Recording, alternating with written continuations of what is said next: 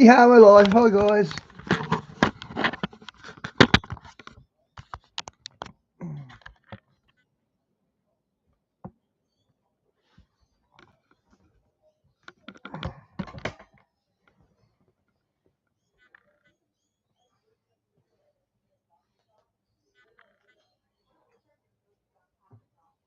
This YouTuber set out to roast the most hyped knife online. Let's be honest, most kitchen knives are garbage. Dull, overpriced. Revelation, the war of Gog and Magog. Iran. It's a name that dominates the headlines. Conflicts, threats, secret alliances, nuclear ambitions. Yet, what many fail to realize is that the story of Iran is far older and far more prophetic than we might think. Did you know that Iran's destiny has been written in the Bible from the very beginning? That's right. The Bible reveals not only the origins of Iran, but also its end. But here's the catch. Iran Hey, Diane, good to is see mentioned you. in the Bible, not by its modern name, but by its ancient one, Persia. And the Bible's Yeah, the narrative shop. doesn't just stop at its origins. It stretches all the way to the end, revealing Iran's role in one of the most chilling prophecies in the book of Revelation, the war of Gog and Magog, a coalition that will rise up against Israel in the final days. Yet before Iran became a prophetic enemy, Persia was something else. It was God's chosen empire, an empire used to free his people, rebuild his temple, and fulfill the prophecies of Daniel. Isn't that fascinating? But what does this mean for us today? What hidden truths about Iran's role in God's grand plan are waiting to be uncovered? I invite you to stay with me until the end, because what you're about to discover is a truth that very few... Diane, this looks interesting in light of what's happened with Iran. You have dared This looks to rather reveal. interesting. Iran's true destiny, written in the Bible from the beginning to the end, is more than just a political issue. It's a divine story unfolding right before our eyes. Are you ready to dive deep into this mystery? If so, comment 777 and let's embark on this incredible journey together. Now, let's unravel the hidden role of Iran in God's greater plan. Trust me, you won't want to miss this. The biblical destiny of Iran, the truth about Iran written in the Bible.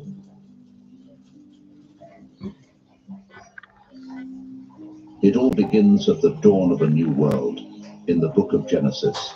After the great flood, when the earth had been washed clean of corruption, God extended a new beginning to humanity through the only surviving family, Noah and his 3 sons, Shem, Ham, and Japheth.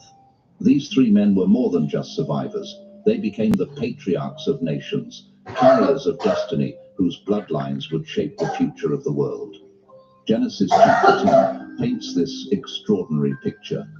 It is not just a list of names, it is the Bible's first world map, a divine genealogy that lays out the formation of peoples, languages, regions, and kingdoms. In Genesis 10:1, it says, "This is the account of the families of Shem, Ham, and Japheth, the sons of Noah, from whom all the people of the earth descended. And from these descendants came the nations we know today." Among these names, hidden in the sacred text, are 2 figures who would one day give birth to what we now call Persia, a nation that would rise, fall, and rise again to play a defining role in both ancient power struggles and future prophecy. The first name is Madai, the son of Japheth. From Madai came the Medes, mountain warriors who settled in the rugged northern terrain of what is now modern-day Iran.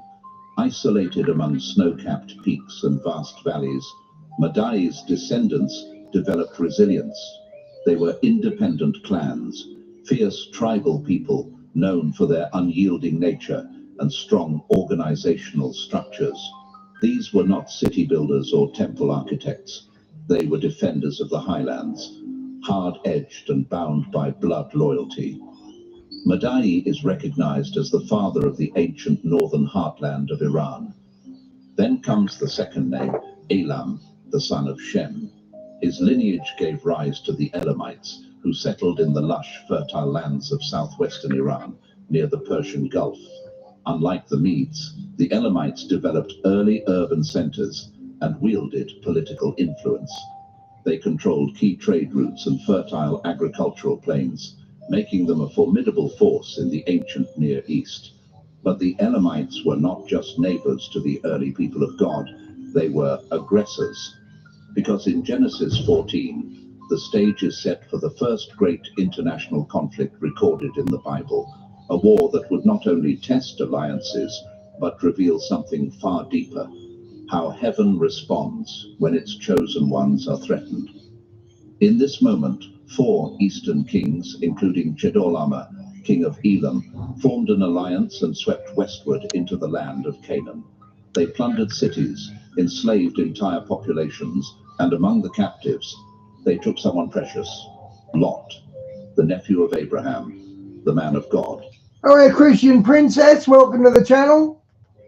Do Although I know you because you got a wrench. you see what just happened? The descendants of Shem and Japheth, the early forefathers of Iran, didn't just rise to power. They became the first to challenge God's covenant family.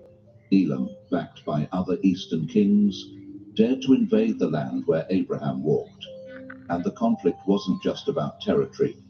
It was a confrontation against the promise God had placed on Abraham's life. So what did Abraham do? Did he cower? Did he negotiate? Number. This was a defining moment. With only 318 trained men, his own household servants, he launched a daring nighttime assault. Outnumbered, out-armed, and vastly outmatched, Abraham attacked the invading kings, shattered their forces, rescued Lot, and returned with the freed captives and spoils. How could such a small band of men defeat a coalition of Eastern empires? It wasn't military brilliance. It wasn't superior strength. It was God's favor. This was... Christian Princess, how long since we've seen you? Must be a long time. No ordinary battle. It was a spiritual message written in blood and fire. No Eastern power, no ancient empire, no rising kingdom can succeed against the one who walks in covenant with God. This was not just a victory, it was a statement, a declaration across the generations. Heaven defends what it ordains. And even today, the echoes of that first war remain.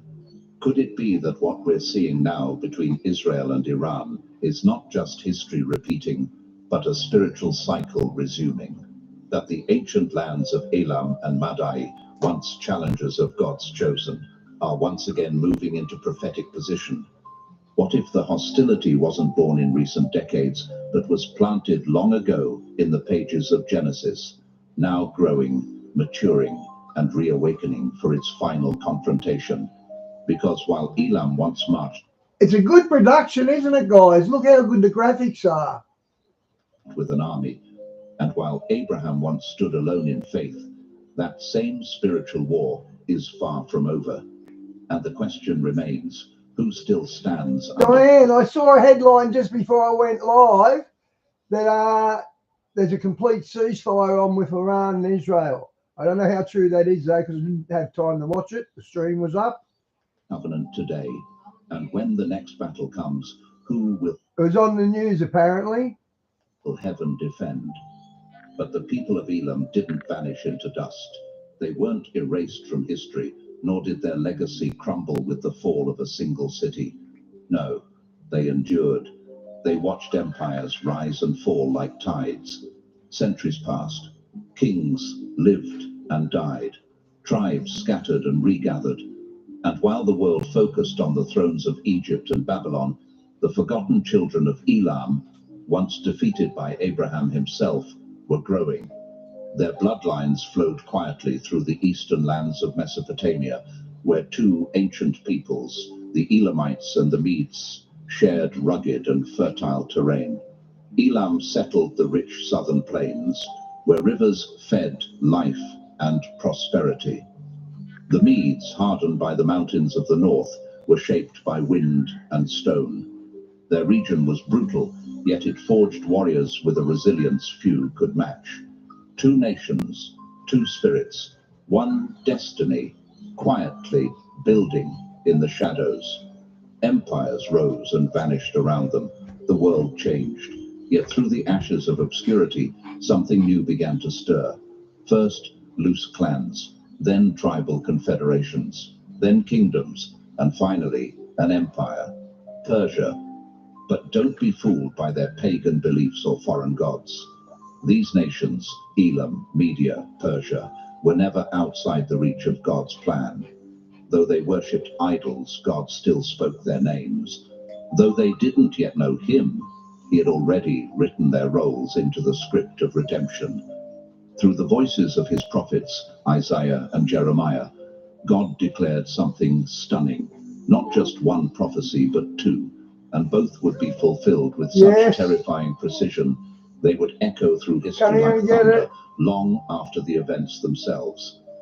The first prophecy, spoken through Isaiah and echoed by Jeremiah, foretold that Elam and Media would rise, not as enemies of Israel, but as the very tools God would use to punish Babylon. And look at the media now. They're full on against anything from God.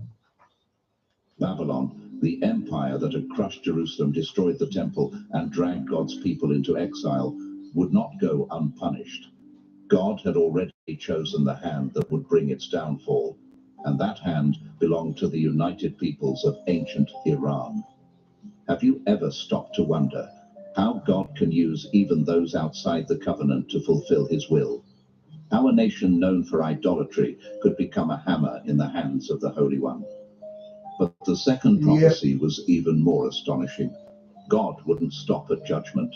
He would use Persia not... Christina, the whole world's changed since we last seen you. There's so much been happening, especially the last month. Every morning we wake up and stream, and there's something amazing happening every day, or something prophetic. Just to punish.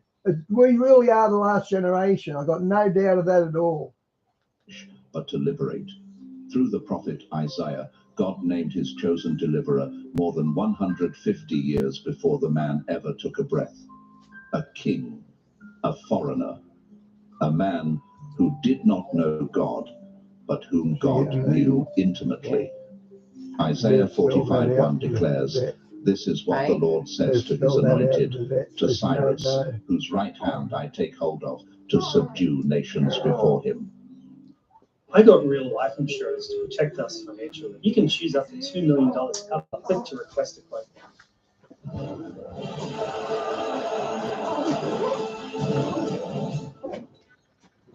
This simple but brilliant trick to heat your home in 90 seconds will save thousands of dollars on your heating bill this winter.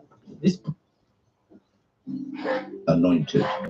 That word, reserved for prophets, priests, and kings of Israel, placed on the head of a pagan ruler. Why? Because Cyrus would become the agent of freedom. He would decree the return of the exiles, fund the rebuilding of the temple in Jerusalem, and write himself into the holy story of a people not his own. But before Cyrus could rise, God began laying the foundation.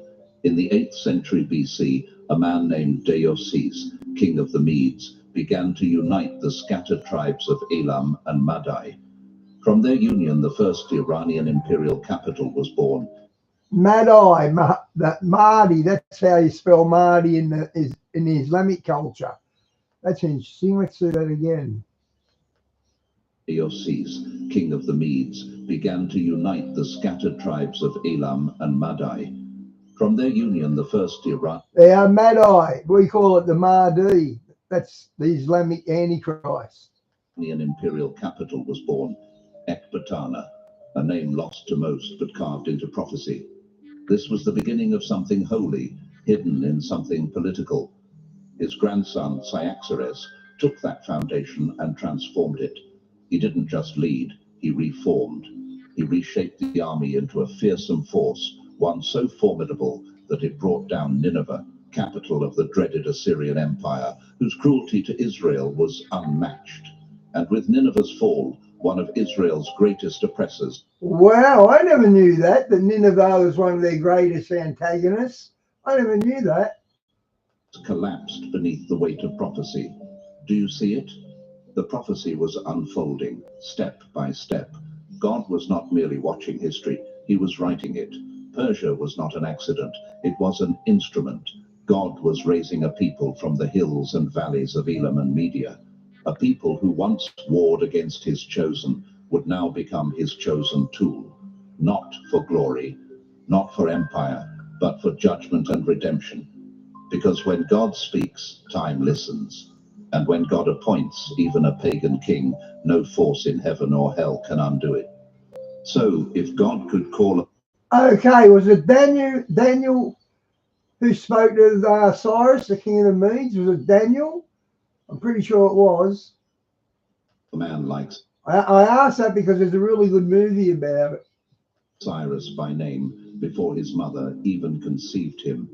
If he could use Elam and Media, long forgotten by men, as the key to Israel's restoration, then how much more is he orchestrating even now? How many insignificant nations, people, Hey Trace, good to see are being you. shaped for a destiny we cannot yet see? Because the God who raised Persia from the dust is still at work, and the script he began has not yet reached its final act. Yet even as Persia grew in might, stretching its influence across continents and shaping the world stage, its destiny was already written, long before its armies rose to power, long before its kings sat on thrones of gold. God had already revealed its future through the whispers of prophetic dreams. And the first to see it with divine clarity was not a king or a general, but a young Hebrew prisoner, Daniel, a teenager, exiled, captive, stripped from his homeland, and thrust into the very heart of the empire that had destroyed everything he once knew. It began with catastrophe. The Babylonian army, under the ruthless leadership of King Nebuchadnezzar, stormed Jerusalem. The city's mighty walls were crushed. The temple, the house of the living God, was ransacked and left in ruins. Thousands were... That's what them illegal immigrants are going to try and do to you guys. Exactly that. Prisoners marched across the desert into foreign lands. Among them was a young man named Daniel. I knew it was Daniel, I knew it. Can you imagine what that moment felt like? Being torn from your family, your culture, your worship, your identity, everything familiar left behind in a smoldering ruin. Yet in that darkness, God chose him. Not because of power or lineage, but because of faithfulness. Inside the glittering halls of Babylon, surrounded by corruption, idolatry, and pagan wealth, Daniel refused to bow. While others feasted at the king's table and drank the empire's wine, Daniel kept himself pure.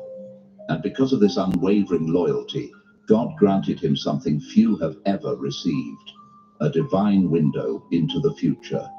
Visions not just of his generation, but of every kingdom that would follow. And at the very heart of the empire that had laid Jerusalem to waste, Daniel began to see something astonishing: that Babylon would not last, that another empire would rise, one forged by two arms of silver, an empire that would one day take center stage in the destiny of his people, the Persian Empire. And this journey into the future began with a dream.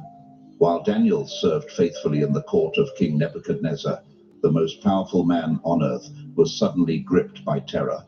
One night, a dream came to him, haunting, vivid, and impossible to forget. A towering statue appeared, crafted from various metals: a head of gold, a chest of silver, thighs of bronze, legs of iron, and feet mixed with clay.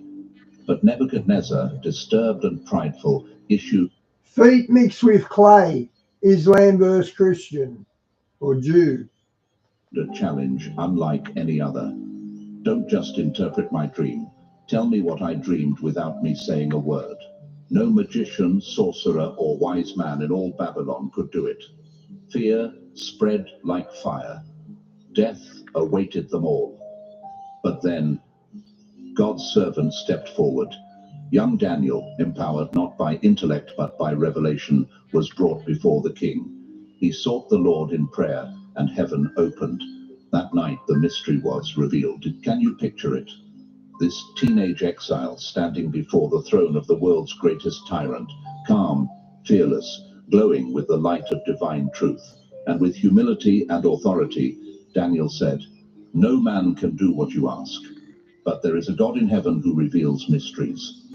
Then, with precision and power, he described the king's dream in exact detail, without ever having heard it. And what followed was one of the most extraordinary revelations in human history.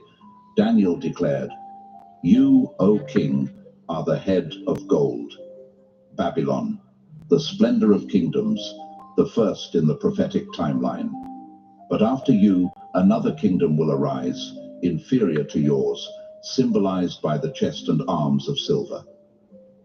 That silver did not represent a single nation, but two arms, two peoples, the Medes and the Persians, distinct yet united, bound in strategy, divided. This is how God does it. He shows you a little bit, and it's up to you to work out what you're seeing. You're not handed this stuff for nothing. You've got to actually work it out. Otherwise, you won't understand it. That's how it worked for me with my Aussie code. In power, and from those two, the Persian arm would rise stronger, overpowering the other and taking the lead. Have you ever considered that God spoke the future of Persia before it was even a global power? That while Babylon was still standing proud, heaven was already preparing its replacement. The statue was not just art, it was a timeline, a divine roadmap, a sequence of kingdoms stretching from Daniel's captivity all the way to the end of the age. And in that moment, Daniel made it clear, Babylon will fall, and the throne will pass on, not by accident, not by ambition, but by divine appointment. The empire that had torn down Jerusalem would itself be torn down, and the kingdom of silver, Persia, would rise at God's command. But this prophecy was not merely for kings and scholars. It was a message to all generations. God is the one who raises up empires. Yeah. God is the one who casts them down. Yeah. And no nation, no matter how mighty, stands outside his plan. So now, as we look at the rising influence of Iran, do we remember that its origin was predicted in a dream over 2,500 years ago? That its power, then and now, was seen, measured, and placed within the tapestry of prophecy. And if God revealed Persia's rise before it happened, what has he already shown us about its fall? Because the vision didn't end with silver, and Daniel's dreams are not finished. Far from his homeland, surrounded by the towering idols and golden halls of Babylon, a young man named Daniel waited. Though a foreigner in exile, his spirit remained anchored in the promises of God. He'd seen visions, glimpses of kings yet to rise, empires yet to fall.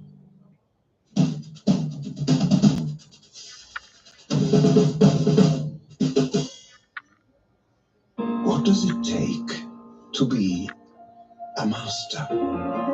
Determination, craftsmanship, creativity, obsession. Why? For the love of chocolate. Excellence by the Lindt Master Chocolatier. This is the fastest proven way to actually remove under eye bags with no Botox and no surgery. If you're like me, you pretty much... And now, those visions were stirring, ready to break Hey, into the Vaz, world good like to a see you, storm mate. long held back. Could it really be happening in his lifetime? Would the God who had spoken through prophets and dreams now fulfill his word through the rise of an unlikely king? Long before this moment, the prophet Isaiah had spoken a name that no one could have imagined would matter. Cyrus, a Persian king not yet born, would be used by God as his chosen instrument. In Isaiah 45:1, the Lord said, "This is what the Lord says to his anointed, to Cyrus, whose right hand I take hold of to subdue nations before him. Daniel knew this prophecy, and now, in real time, he was watching it take shape. Cyrus, young Man, how crazy is that? He knew it was a prophecy and he's watching it take place. and ambitious, had emerged from the rugged highlands of Persia. With brilliance and boldness, he conquered the neighboring kingdom of Media, uniting the two thrones into a single unstoppable force. The Medo Persian Empire. Nah, it's lots of mini home, a demountable. We call them demountables if it is. As his influence expanded, so did his confidence. One by one, the powers of the ancient world fell before him, and then he turned his gaze to the jewel of empires, Babylon. The day foretold in visions had arrived, but the conquest that followed was no ordinary siege. Inside the palace of Babylon, King Belshazzar, the arrogant and reckless grandson of Nebuchadnezzar, was throwing a grand banquet. 1,000 nobles filled the hall, drunk with wine and pride. Music echoed off the marbled walls, golden goblets clinked, and laughter masked the tension creeping beneath the surface. But then Belshazzar crossed a line no king should dare approach. In an act of unholy defiance, he ordered that the sacred vessels, those taken long ago from the temple of the Lord in Jerusalem, be brought forth. These were not mere trophies. They were holy instruments once used in the worship of the living God. And now, in the heart of pagan Babylon, they were raised in mockery, toasted to false gods of gold, silver, stone, and wood. Can you imagine the silence that As soon as you mock God, you pay for it. followed, the sudden shift in the atmosphere? In that moment, judgment arrived, not with thunder, but with the silent movement of an unseen hand.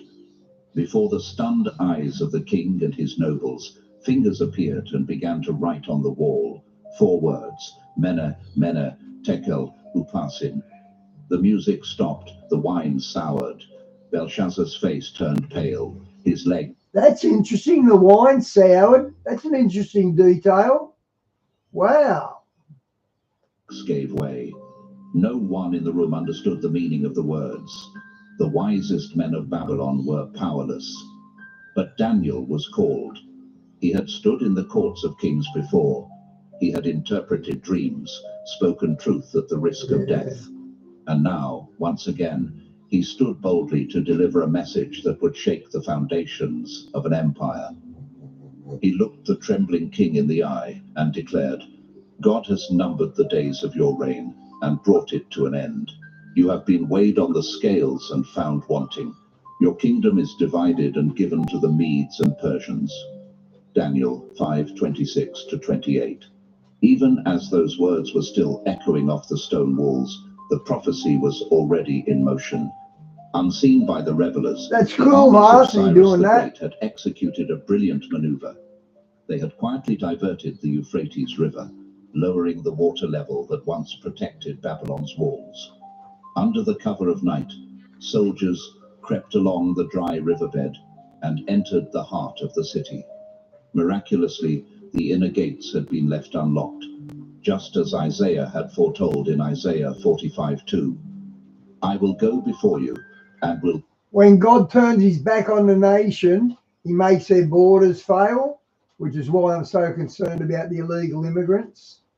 level the mountains. I will break down gates of bronze and cut through bars of iron. God himself had opened the gates of Babylon. No sword was needed. No siege engine broke the wall. Heaven had already moved the pieces. That very night, King Belshazzar was slain. And just like that, Babylon, the empire that once seemed invincible, fell without a cry of war. The head of gold once dreamed of in Daniel's visions had passed. The chest of silver had taken its place. Cyrus, king of Persia, now stood at the helm of history. But little did he know, his greatest act was still to come. Guys, did Daniel make it back to Israel?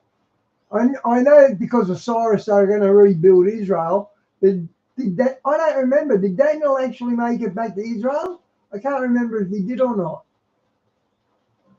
For 70 years, the people of Israel sat in exile, weeping beside the rivers of Babylon. Their harps hung silently upon the trees.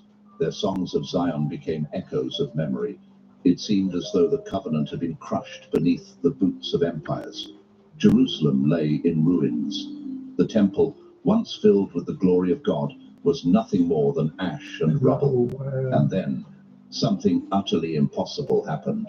A foreign king, a pagan king, rose from beyond their borders and did what no one could have expected. Cyrus, ruler of the rising Persian Empire, issued a decree. The Jewish people could return home, but Cyrus didn't merely release them, he empowered them. He financed the rebuilding of the temple. There you go, I got my answer. A minute ago I asked it, and here it is getting told. I don't watch these guys, these vids, guys. I watch the first 3 or 4 minutes to see if the production's okay, and then I sack it until I stream.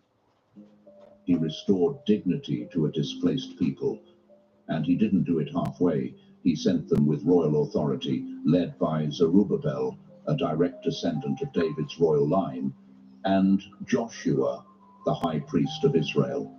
These men, bearing both kingly and priestly authority, would lay the foundations of what had been lost. They would begin to restore the very dwelling place of God on earth. And so Persia, in an astonishing twist of divine design, became the one empire in history not to destroy Israel, but to rebuild it. What kind of nation does that? What kind of king finances the house of a foreign god? But even while this act of restoration was unfolding, God revealed to Daniel a deeper, darker vision, one that hinted at Persia's destiny beyond mercy. In a prophetic vision, Daniel saw 4 terrifying beasts rising out of chaotic waters, each more disturbing than the last. The second beast caught his eye, a monstrous bear, massive in form, rising up on one side, with 3 ribs clenched between its bloody teeth. And then came a voice from heaven, rumbling with ominous clarity, "Get up and eat your fill of flesh." What did this mean? The bear was Media and Persia, and its uneven stance, raised on one side, was no mistake. It reflected the reality that while Media and Persia joined together as one empire, Persia would ultimately dominate. The 3 ribs represented its greatest conquests: Lydia, Babylon, and Egypt. Empires devoured by Persia's insatiable hunger for dominion, and history confirms it with frightening precision. First, Lydia fell, its wealthy cities in Asia Minor no match for the Persian tide. Then came Asia Minor, that's Turkey. Babylon, the golden head of Daniel's earlier statue, humbled in a single night. But Persia didn't stop. Like the beast Daniel saw, it marched onward. Under Cambyses II, the son of Cyrus, Persian forces swept through the Sinai Desert and crushed Pharaoh Psamtik III at the Battle of Pelusium. With the fall of Egypt, the final rib was torn from its place. But the visions were not finished. Years later, Daniel stood by the banks of the Ulai River, perhaps reflecting on all he had seen, and it was there that heaven opened again. What he saw next was clearer, more detailed, and more terrifying. He beheld a ram, wild, proud, violent, with 2 great horns, yet one horn was taller than the other, and the taller horn had grown up later. The ram charged westward, northward, and southward, conquering without resistance. Nothing could stand in its way. Then the voice came, "The 2-horned ram that you saw represents the kings of Media and Persia." Once again, Persia stood at the center of divine prophecy, but this time not as a benefactor or builder, but as a force of dominion. One horn stood taller, Persia again overshadowing Media, and the direction of its charge, west, north, and south, mirrored its military campaigns, a spiritual portrait of empire, unstoppable, unchallenged, or so it seemed. But suddenly the scene changed. From the west came a goat, gliding across the earth without touching the ground, so swift was its motion. A single great horn protruded from Yeah, its Vas, mouth, I didn't think he powerful made it and back to precise. Israel. And in a flash, it charged at the ram, That's something I sort of would have remembered if you made it back to Israel. shattering it, trampling it into the ground. The ram that none could withstand was demolished in a moment. This was no ordinary conflict. It was the rise of the next empire, Greece, under Alexander the Great, who would overthrow Persia with supernatural speed, conquering the known world before the age of 30. Daniel may not have known the names, but he understood the message. Persia, for all its glory, for all its divine use, would one day fall. And yet, even with that fall still far away, Persia in its prime was the center of the world. Its domain stretched from India to Ethiopia, its roads paved with the spoils of conquest, its laws unchangeable, its palaces unrivaled. At the height of its majesty, under King Ahasuerus, known also as Xerxes I, Persia's throne was set in the resplendent city of Susa, the ancient capital of Elam. Today we call this land southwestern Iran. It was there, surrounded by marble pillars and golden vessels, that the greatest empire on earth held its court. And it was there, in Susa, that God did the unthinkable. He didn't send an army. He didn't raise a prophet with thunder or fire. Instead, he raised a young Jewish woman, orphaned, hidden, and unknown, Esther. She carried no sword. She wore no crown by right. But she had been divinely placed for such a time as this. And with wisdom, beauty, and courage, she would... Gee, the Bible doesn't use women in that way for a good purpose, usually, does it? That's interesting. outwit empires and conquer the greatest threat to her people, not through force, but through faith. The greatest empire in the world would be turned by a single woman's voice. Isn't that just like God? To use the mighty for judgment and the overlooked for deliverance. In the days of Persia's grandeur, King Ahasuerus, also known as Xerxes, threw a celebration unlike anything the empire had seen.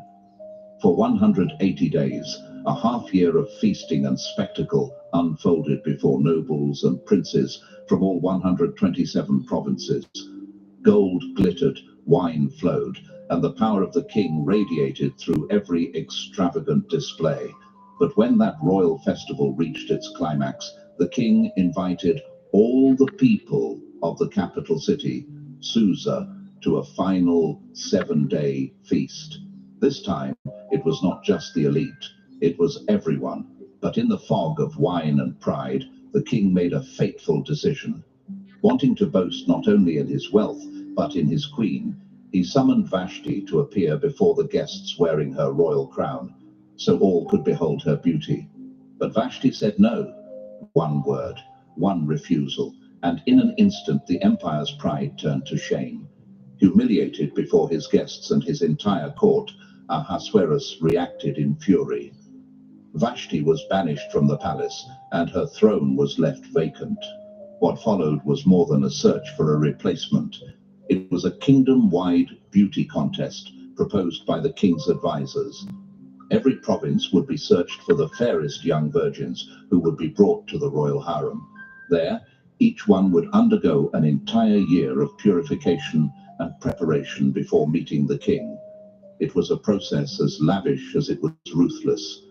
Among those chosen was a young woman named Hadassah, but no one in the palace knew her true identity.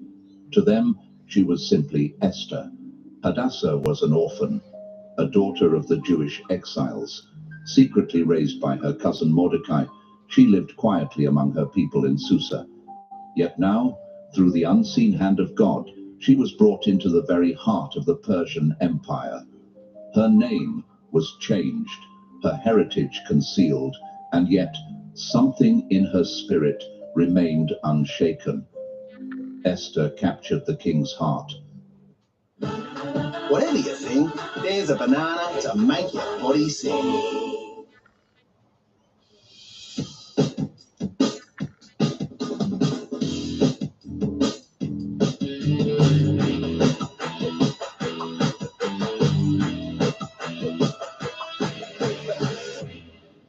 Come on, ads. Europe River Cruising, 15 days, $4,999, including flights with a Holiday Max. Cruise through the heart of... And though he did not know she was a Jew, he placed Diane RFK Jr., he's getting some things done, isn't he? And Trump's given him a free rein to do it. the crown upon her head and made her queen of Persia. But even as Esther ascended, a shadow crept through the palace.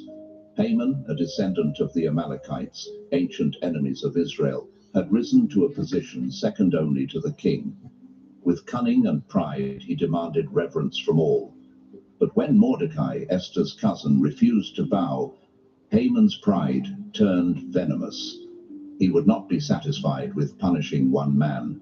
Instead, he conceived a plan to wipe out an entire people. He went to the king with veiled words, describing a scattered people who lived by strange laws and refused to obey royal decrees. Without naming the Jews, he painted them as a threat and offered a bribe to have them destroyed. The king, trusting his advisor, gave him the royal ring and sealed the edict. On a set date, all Jews across the empire, men, women, children, would be executed. Can you imagine the panic that followed? I never knew about this. Scrolls were read aloud in every province. Hey, I was never here. erupted. Good to see ya. Mourning filled the Jewish communities as the people realized their lives had been signed away with ink and authority. But in the midst of despair, Mordecai tore his garments and sat in sackcloth and ashes at the palace gates. He sent word to Esther, "You must act." But how? Esther knew the law. To approach the king unsummoned meant death unless he extended his golden scepter in mercy. She hadn't been called to him in 30 days. If she entered that throne room, she risked everything. Fear gripped her, but faith was stronger. After fasting with her people for 3 days, Esther rose and walked toward the throne. Every step was a test of faith, and as she entered the inner court, the king saw her and raised his scepter. God had granted favor, but Esther didn't rush. She invited the king and Haman to a banquet. Then, mysteriously, she invited them again to a second feast. She waited, not because she was unsure, but because she understood divine timing. And at that second banquet, the hidden truth was unveiled like thunder. "If we had only been sold into slavery," she said, "I would have remained silent. But a decree has gone out for my people and for me to be destroyed." The king's face twisted with rage. "Who would dare do such a thing?" he demanded. And Esther turned. "Our enemy is this wicked man, Haman." The room erupted. Haman fell to his knees, groveling for mercy. But justice was swift. On the very gallows he had built for Mordecai, Haman was hanged. Yet the danger was not over. Persian law could not be reversed, not even by the king. The original edict of death still stood, but God was not done writing redemption. Esther and Mordecai proposed a bold new decree: give the Jews the right to defend themselves. The king agreed and sealed it with the same ring that had once doomed them. Across the empire, Jews prepared for battle. And when the appointed day came, the tables turned. What had been meant for annihilation became a day of divine victory. The Jewish people rose up and prevailed over their enemies. Susa erupted with joy, and from province to province, mourning turned into celebration. Without realizing it, the Persian empire, once poised to become the grave of God's people, had become their fortress. A pagan throne had become a divine shield, and a Jewish orphan, hidden in a palace, had become the vessel through which God preserved his promise. So now ask yourself, what if you were born for such a time as this? Because in the silence of God, his hand still moves. In the shadow of death, his light still leads. And in a world that plots destruction, he still raises up Esther's. After Esther's miracle in the royal courts of Susa, Persia seemed to fade quietly from the spotlight of Scripture. The great empires of the world continued their rise and fall, Babylon was long gone. Greece rose and declined. Rome marched into dominance. And for a time, the nation once used to deliver Israel receded into the background of the biblical narrative. But silence does not mean absence, and obscurity does not mean irrelevance. Persia may have left the center stage, but in the background, it was still watching, still listening, still searching the heavens. Centuries later, while the world groaned under Roman occupation and prophecy felt like a distant echo, something remarkable happened. A moment so familiar, it's recited every Christmas season, and yet few realize the layers of meaning hidden beneath its surface. Matthew 2:1-2 tells us, Magi came from the east to Jerusalem, saying, "Where is he who has been born King of the Jews? For we saw his star when it rose, and have come to worship him." But who were these Magi? These weren't mere stargazers or casual travelers. The Greek word magoi refers to a caste of wise men, learned priests, astronomers, and scholars from the east, while their exact country is not named in the text. All historical and cultural signs point toward one ancient region, Persia, modern-day Iran. The Magi were heirs to a long-standing tradition of Persian priesthood. These men were renowned across the East for their deep understanding of astronomy, mathematics, and prophecy. They studied not only the stars, but ancient texts, including, very likely, the prophetic writings of a man who once stood in their homeland's royal courts, Daniel. Imagine the scene. Centuries earlier, Daniel, taken captive as a teenager to Babylon, rose to become the chief of the magicians and wise men under Nebuchadnezzar, and later served in the courts of the Medo-Persian Empire. He left behind more than interpretations of dreams. He left behind a timeline, a prophetic countdown, pointing directly to the arrival of the Messiah. Daniel 9:25 gives it plainly. From the issuing of the decree to restore and rebuild Jerusalem until the Anointed One, the ruler, comes, there will be 7 sevens and 62 sevens. Could it be that these Magi had preserved Daniel's writings for generations, that they not only honored him as a prophet, but took his words so seriously they calculated the arrival of the Messiah? Is it possible they saw the sign in the heavens and instantly knew it's time? What makes this moment so profound is not only their knowledge, but their response. These Persian sages, men of status and comfort, left behind their homes, their positions, and their security to follow a star across barren lands. They journeyed for weeks, maybe months, not for trade or political alliances, but to worship a child.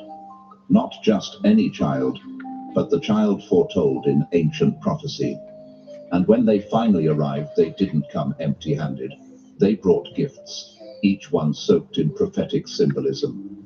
Gold, declaring his royalty. This child was not just a prophet, he was a king. Frankincense used in priestly worship, acknowledging his divinity. Myrrh, a burial spice, whispering of the sacrifice to come. This baby was born to die. Whether they fully understood the weight of their offerings or not, their journey revealed a divine mystery. They were proclaiming, without knowing, that this child would be king, would be God, and would be the Lamb. Meanwhile, what was Jerusalem doing? Herod, seated on the throne, was plotting murder. The religious scholars just 5 miles from Bethlehem remained silent, unmoved. And yet, these foreigners from Persia, outsiders by blood but seekers in spirit, were the first to bow in worship before the newborn Messiah. Think about that. Persia, the nation once sent by God to free the exiles and rebuild the temple, once again became the chosen vessel to honor the arrival of the Savior. Not by force this time, but by reverence, not through royal decree, but through worship. From Daniel's scrolls to Bethlehem's stable, Persia remained quietly woven into God's unfolding plan. Even in exile, even far from the covenant land, God was stirring hearts, planting seeds, and preparing a nation once more to play its part.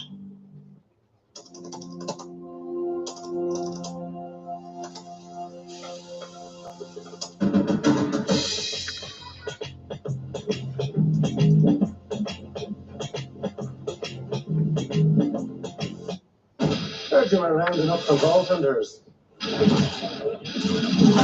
Important for duty, boss. And this raises a powerful question for you. Would you have recognized the star? Would you have followed it across deserts, carried costly offerings, and bowed low before a promise made flesh? Because the wise men didn't just come to visit a child, they came to recognize the arrival of eternity into time. They came to bear witness that the king had come, and Persia would be among the first to kneel. This was no coincidence. It was prophetic alignment. And in this final revelation, we see the full arc of God's faithfulness. Persia, the liberator, the threat, the observer, once again becomes the first worshipper at the feet of the king. The story of Israel and Iran is not only a tale of conflict, it's a tale of prophecy, of rebellion and redemption, of nations rising and kneeling, of God working through both darkness and light to bring about his unshakable plan. And Persia was there for every chapter. But the story of Iran, ancient Persia, in the Bible, doesn't end in the restoration of Jerusalem or in the glory days of temple rebuilding. It doesn't fade out in the courts of Cyrus or the courage of Esther. Number that was only a glimpse of what Persia once was. The full story carries us forward, not just to Bethlehem, where redemption was born, but to the edge of time, to one of the most chilling prophetic scenes in all of Scripture. Because the God who revealed Persia's beginnings also unveiled its final role, and it is not one of mercy, it is one of confrontation. Through the prophet Ezekiel, the Lord unveils a vision that pierces through centuries into the end of days, a moment known as the War of Gog and Magog, recorded in Ezekiel chapters 38 and 39. This is not fiction. This is not poetic allegory. It is a divine warning. It is a vision of a coming storm that gathers force and fury, aimed not at empires of man, but at the heart of God's covenant, Israel. Son of man, God says in Ezekiel 38:2, set your face against Gog of the land of Magog, the chief prince of Meshech and Tubal. Prophesy against him. The tone is fierce. The judgment is fixed. God is not offering negotiation. He is declaring war. And then comes the coalition, the names that... That's like Netanyahu now. He doesn't want no ceasefire. Cause any... I don't want him to have a ceasefire either. I want him to go in and wipe Iran out. ...discerning heart to tremble. Persia, Cush, Put, Gomer, Togarmah, all aligning, all assembling like war horses at the edge of prophecy. Persia, modern-day Iran, is listed first, not as a supporter, but as a spearhead. Can you feel the shift? The same nation that once sent its king to rebuild the house of God now finds itself among those who will march to destroy the people of God. How can such a reversal happen? What spirit stirs this transformation from restoration to rebellion? This alliance is not random, it's strategic. Gog, the mysterious prince of Magog, is understood by many biblical scholars as a ruler from the northern regions. Some link him to modern-day Russia or a Eurasian federation. Welcome back, I was. He leads this coalition like a master tactician with a heart of stone. Cush, most likely Sudan or ancient Nubia, brings the strength of Africa's southeast. Put, commonly linked with Libya, brings North African forces.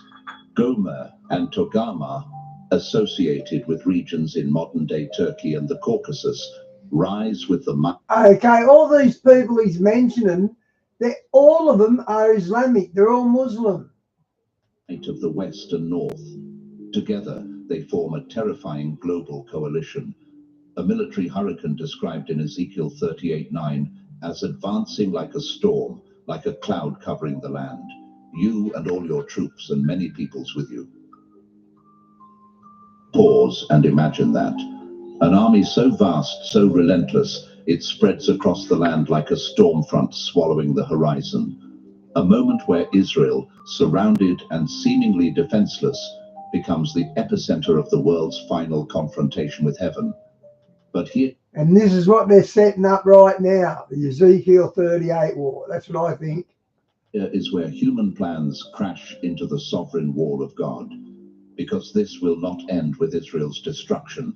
It will provoke God's direct intervention.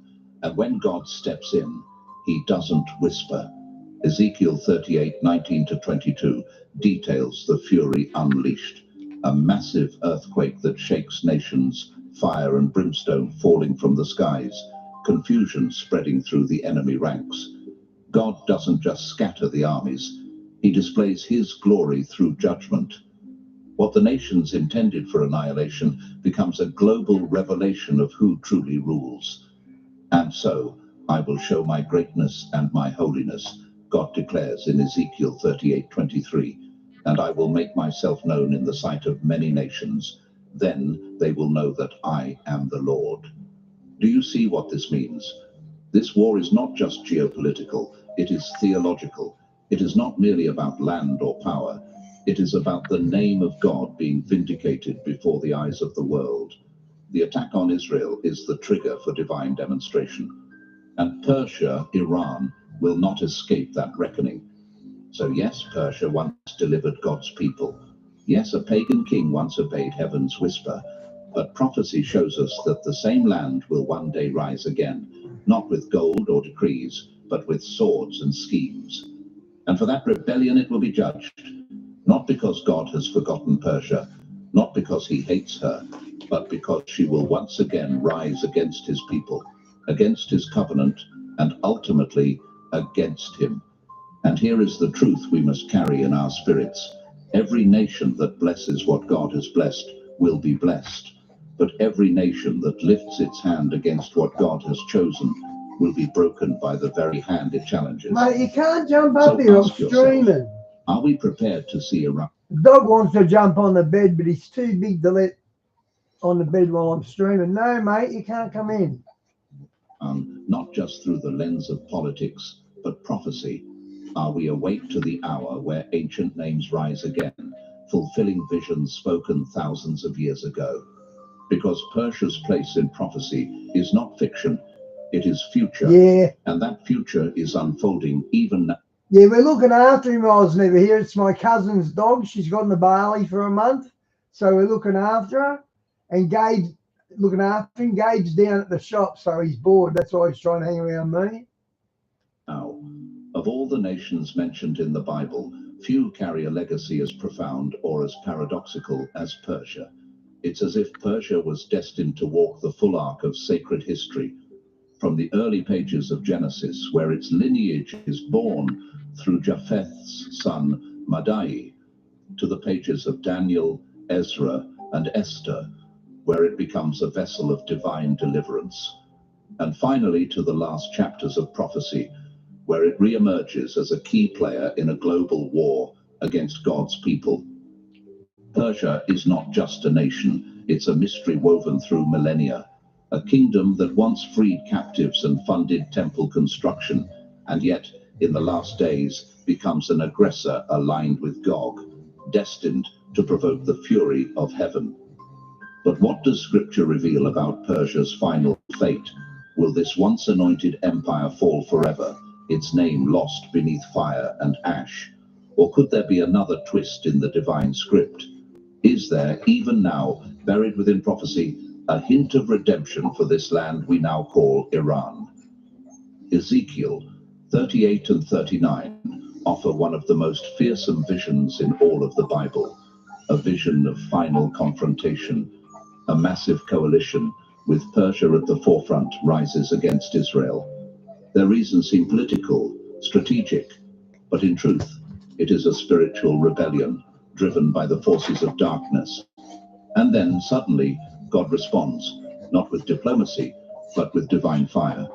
The earth shakes, the skies open. Oh, hang on, fall. mate. You can't get Ezekiel up here. describes it in stunning detail. Bodies left unburied across vast fields, Oh, weapons mate. burning for 7 years, and I'll God's have to lock name him out etched the- into out the history door. as a symbol of defiance, Come on, mate, you have to go crushed by the outside. wrath You're of the Almighty. And Persia, Come on. one of the first names listed in that Come coalition, on, mate. does not Out the escape. back. It is judged alongside the others. But then something unexpected emerges, something most have forgotten, hidden in a corner of the Old Testament. A prophecy, overlooked by many, but burning with significance. In Jeremiah 49, the Lord speaks not of Persia, but of Elam. Elam was an ancient territory located in what is now southwestern Iran, once part of the very land where Persia would later rise. And this is what God says. This is the word of the Lord that came to Jeremiah the prophet concerning Elam. I will break the bow of Elam, the mainstay of their might. But in the last days I will restore the fortunes of Elam, declares the Lord. Jeremiah 49:34-39. Did you catch it? First comes the blow.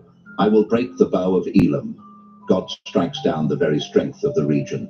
The bow, symbolic of military power, is shattered. Elam, Persia's prophetic ancestor, is crushed. But then, the twist. In the last days, I will restore. This prophecy is not one-dimensional. It holds two truths in tension. First comes judgment, unavoidable, just, deserved. But then comes something no one expects from a land aligned with Gog, redemption. Could it be that even after Persia's role in the war against Israel, even after fire rains down and their armies fall, God will still leave a door open? What kind of God punishes rebellion, yet still extends mercy? Only the God of covenant, the God of Abraham, Isaac, and Jacob, the God who disciplines not to destroy, but to restore. And this changes everything. Because Go outside, dog! If Persia can still have a future beyond Come judgment, what does that Diesel, say come on. about God's heart? Oh, What so does you that walk say out about too, his Molly. Good justice on and you. his mercy? Could there come a day after both the war, walked out, after yeah. the fire, after the shaking, when a remnant from Iran turns not in hatred toward Jerusalem, but in worship toward Zion? Could former enemies become part of the future harvest? Isaiah 19:24-25 gives us a glimpse of this mystery. In that day, Israel will be the third, along with Egypt and Assyria, a blessing on the earth. The Lord Almighty will bless them, saying, Blessed be Egypt, my people, Assyria, my handiwork, and Israel, my inheritance. Egypt and Assyria, two of Israel's ancient enemies, are included in God's end-time blessing. So why not Elam? Why not Persia? Yes, the fire is real. Yes, the war is coming. Yes, Iran will rise in defiance against the covenant. But when the dust settles and the king returns, even nations I got no choice. The dog wants on the bed or not. I got no choice in it. judged may kneel. Even land scorched by rebellion. Life's too short for long recipes. Every plate. Get stuck in. I got real life insurance to protect us financially. You can choose up to $2 million cover. Click to request a quote now. This is the fastest proven way to actually remove under eye bags with no Botox and no surgery. May see healing rain. Because this isn't just a story of wrath, it's a story of redemption, one that stretches further and cuts deeper than we often realize. And Persia, her story is not over. The Iran we see dominating headlines today, aggressive, unyielding, entangled in dark alliances and echoing threats of annihilation, will one day take its place in a far greater story, a story not of missiles and militancy, but of mercy. Because the same land that once birthed kings and empires has also been written into the very blueprint of restoration. The arc of Persia's story mirrors humanity itself, created for glory, fallen into rebellion, judged in righteousness, and yet still invited into redemption. And that's what makes Iran's prophetic future so profound. For in the Bible, destiny is not determined solely by past failures, but by future repentance. Wow, that's a great Though once a line. redeemer and soon a key figure in opposition, will not be erased from God's redemptive vision. On the contrary, it is included, both as a warning and as a promise, because Scripture tells us that in the final days, when the dust of war settles and the King has returned, the nations that once stood against Jerusalem will not be cast away forever.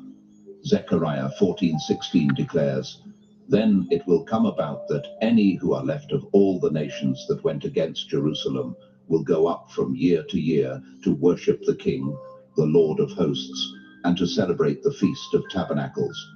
Imagine that. Those who once raised weapons may one day raise their hands in worship. Those who marched in hatred may walk in pilgrimage. And perhaps among those nations stands Elam. Could it be that even Iran, once a vessel of deliverance, then defiance, and ultimately judgment, will one day witness the glory it was always meant to carry?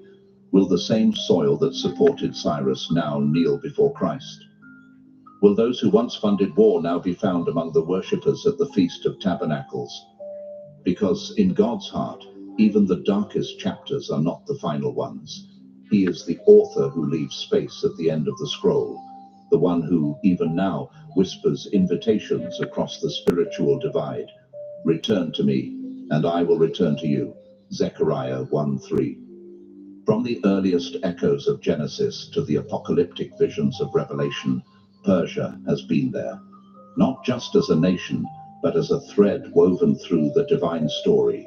After the flood, as the world took its first breath again, God named Elam and Madai among the sons of Shem and Japheth, seeds planted in obscurity, waiting for their time to rise. By the time Abraham was called to rescue Lot, Elam had already become a military force. Later, when Babylon's arrogance collapsed, Persia stepped onto the stage, not to conquer, but to redeem. It was Cyrus, king of Persia, who declared that the Jews could return to their land and rebuild the temple. It was under Darius and Artaxerxes that resources flowed and walls were raised. Persia, though not in covenant, was still used by the covenant keeper. And when the Messiah came, wrapped in flesh, humble and hidden, it was wise men from the east, most likely from Persia, who first bowed in recognition of the king. They brought gold, frankincense, and myrrh. Could it be that even then, God was reminding us, I can call worshippers out of former empires. I can pull light from nations long thought lost.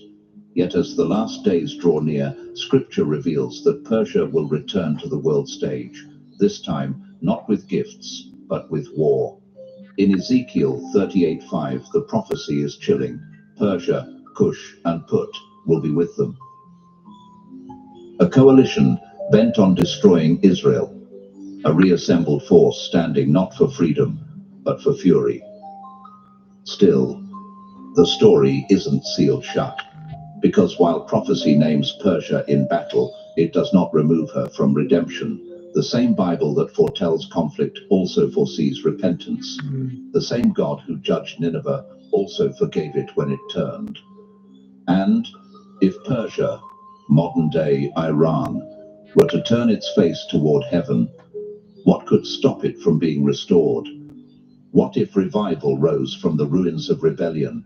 What if underground churches, already growing in secret, began to shape the soul of a nation? What if They already are. Remember I told you about the 55,000 mosques that have been shut in Iran, I don't know over the last how many years, and their population's turning to Christ. They're having big revivals, and the elite of Persia, of Iran, they're not Arabs like the people of Iran. They're Arabs, but the elite, they're something else. I don't know what they are, but they're not Arabs. Those who once cursed Israel became those who prayed for her peace. Because this isn't just a story about nations. This is a story about a God who never forgets a name, never wastes a history, and never lets the enemy write the final word. Yeah, so, as we see the rising tension, the aligning armies, and the fulfillment of prophecy, don't miss the mercy behind the warning. Don't close the book where God has only turned the page. One day, the nations will ascend to Jerusalem, not in war, but in worship, not in hatred, but in healing. And Persia, yes, even Persia may walk among them. Because with God, no story ends in ashes when there is still room for glory. And now, after everything you've heard, I ask you, Do you believe Iran is fulfilling its prophetic role today?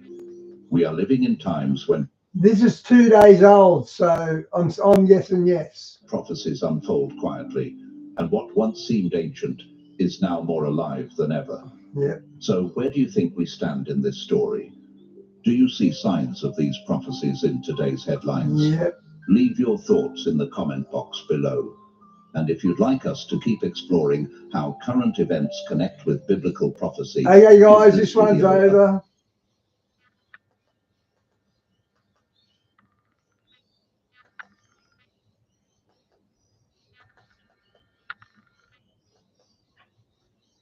Which one will I do first?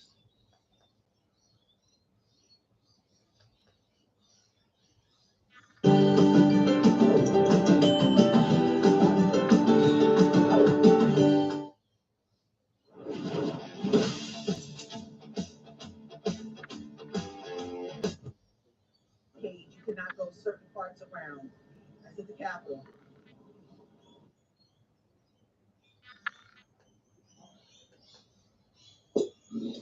So you see how people say elites have a place to go, but the normies, the people like us, don't. Well, let me tell you, I put in some huge research, and you're going to find out something about that a little bit later on. But this Army guy came out recently as well, and I want you to listen to what he says first, and I'm going to show you all the updates on what's happening in specific locations. Hey, I just wanted to get on here and say that, you know, we just did the strikes on Iran.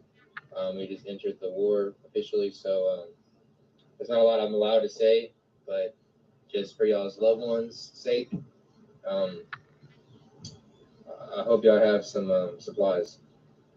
Like, I hope y'all got some a place to go, so some supplies, and things are gonna start getting crazy. So y'all stay safe out there. This is not to scare anybody. This is just to let y'all know that things are about to get pretty. Well, they've joined the war officially. We've got to be at the beginning of World War III, guys. Wicked. So stay safe and watch out for each other. Amen. This is it, everybody. Get ready. How many of you are actively preparing right now before the prices start to skyrocket? Let me know in the chat section. How are you and your family doing? What's the preparations? Are you getting more serious? Because right now, we're tracking situation, the NYPD says, unfolding in Iran. Out of abundance of caution, we're deploying additional resources to religious, cultural, diplomatic sites across New York City and coordinate with our federal partners. We'll continue to monitor for any potential situation. So that's what's being said here. And then you got the governor also saying, my top priority is the safety of all New Yorkers. I am receiving intelligence briefings and closely monitoring the evolving situation in Iran alongside federal and local partners. New York State Police are working to protect at-risk sites to fight cyber attacks. We said this is the next coming scenario that you need to prepare for. Prepare for cyber attacks is going to be really important for you to get ready for having the dark out situation. And not just that, we can look at other military people training and just giving us more cryptic scenarios where they're saying stuff like this.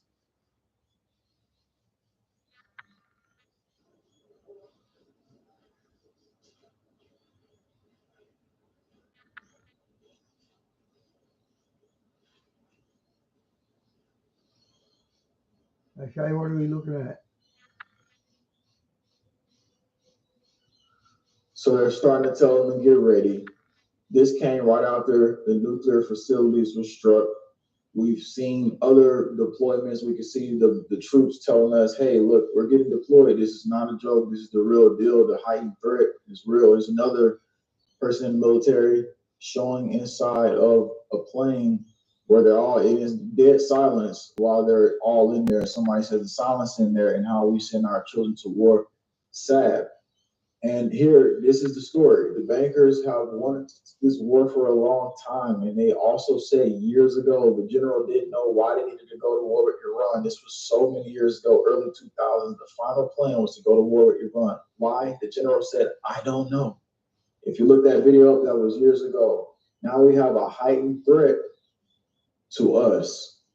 And the crazy thing is, through all these scenarios, you can look around in different countries and you say, well, they have bunkers. I'm going to tell you something about our country that nobody has pretty much told us. This is June 22nd, 2025. The ongoing Iran conflict is causing a heightened threat environment in the United States. Low-level cyber attacks against U.S. networks by pro-Iranian activists, they say, are likely, and cyber actors affiliated with the Iranian government conduct attacks against U.S. What about China? What about the rest of them? That's the one thing they are not mentioning, and we just found out a major, huge clue. The protest that was happening. We've now uncovered who's behind that. And it's not Iran. We're going to show you all those details here coming up. And part of the sleeper cell operation, this is going to be important to know. So let's look at this right here.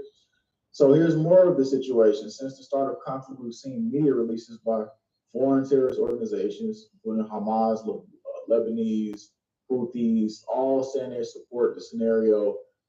And the sleeper cell activation basically is going to start. And they're not telling us that it's been Communist Chinese operatives that was actually former police officers inside the U.S. as we speak right now. And I'm going to give you all the information on that. Here's more deployments, though. More deployments from the Army. And they're already showing us more and more every single day that this is going to be an evolving long-term scenario. And that means for us, we need to prepare for long-term scenarios. Dried foods, dried beans, like all types of water. Get your health stuff ready. Because this is not going to be a short situation. This is something, and also right now as we speak, they're going to be going to China to go talk to them. So again, this is the next scenario. Iran's foreign minister headed to Russia to meet with Putin. And so there's going to be talks with Putin and what's next, because they had about 200 diplomats inside those nuclear facilities that were struck with Israel. They had a deal to get them out of there before Trump struck. And again, Russia already had warned and said, if you do that, we're basically going to have to get involved in all different ways. So cyber attacks, all that's on the table.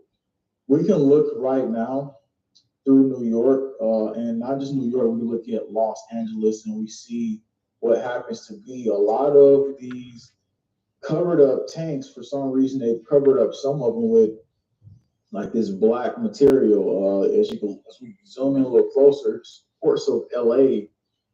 And we noticed that also some of the supply chain areas from the ports, some of the stores are seeing that. And if you're starting to see some stuff with stores that are like, oh shoot, what's going on? Is this some stuff out on the shelf right now? I told you it was a cyber attack that hit Whole Foods that wasn't too long ago.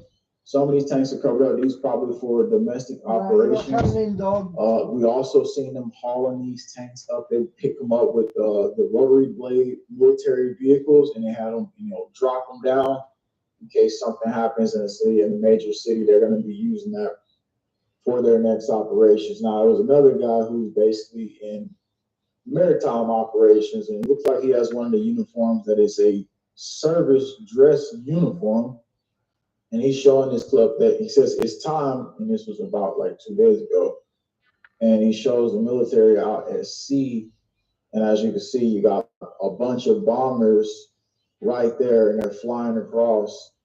And we don't know if this is the West Coast moving to the Pacific, but I'm pretty sure what's going to happen next is that China is going to be looking at Taiwan. The regional moves are going to happen. Speaking of the protests inside of America, ran not by Americans, not by, obviously, we've seen them getting paid. And the sleeper cell actually activated through the protests.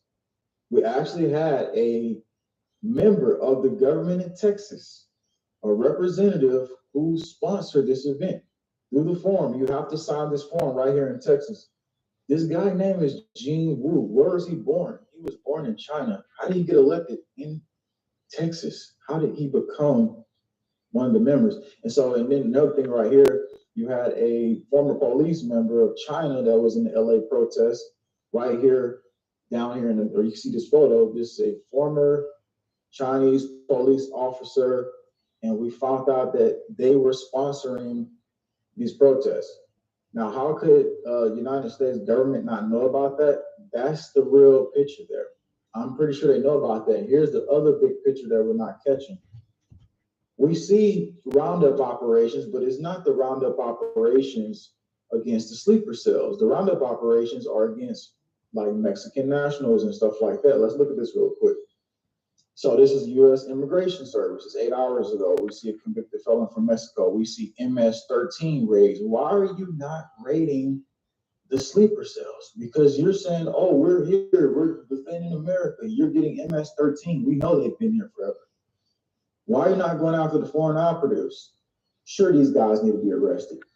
But if there is a large-scale attack being planned, that's why I don't feel, in the comment section, how do you feel? I don't feel that at the actual federal level that there's an operation to go after these fools, because they're constantly still roaming around. Secondly, the drones flying around. We now found another connection in New York that they already have drones that's ran by China. If you look right here, Beijing University of Aeronautics Astronautics, they've been flying drones throughout New York. And you can see right here, they already have surveillance systems put up. So whenever the war breaks out, look at this, SkyTech UAV, 14022 Beach Avenue, Flushing, New York. Look at this, global support from New York. We have Chinese operatives that are already going to be helping sleeper cells fly these drones. And you can ask the question, was that them flying these drones over the last course of months and weeks when we've seen those drones fly throughout the United States? That's a big, huge question to be asking right now. How do you trust your government at this point? And I'm pretty sure y'all don't, but if you're here right now live, we got the emergency message that the government is not going to tell you about. If our states are bombed, if anything happens, I don't think it's going to happen. It could be cyber attack, but just in case, major zones, strongholds where they feel that their farmland is not at, they're going to want to hit some of those areas. They're going to want to hit military installations. Thinking of new floors? Save a huge 25% on selected carpet, vinyl, and hybrid flooring at Anderson's and enjoy unbeatable guarantee. After a great value family SUV, the MG HS has space to grow. Starting from just $35,990 with an MG 10-year warranty. Available now. People in the United States think we have nowhere to go. I have literally found a place for us to go. This is a former Air Force veteran who actually, we're going to show that. And here's another guy right here. He says he's a biological chemical warfare defense expert and basically a retired colonel. He said this about the Chinese operatives that we already know in the United States.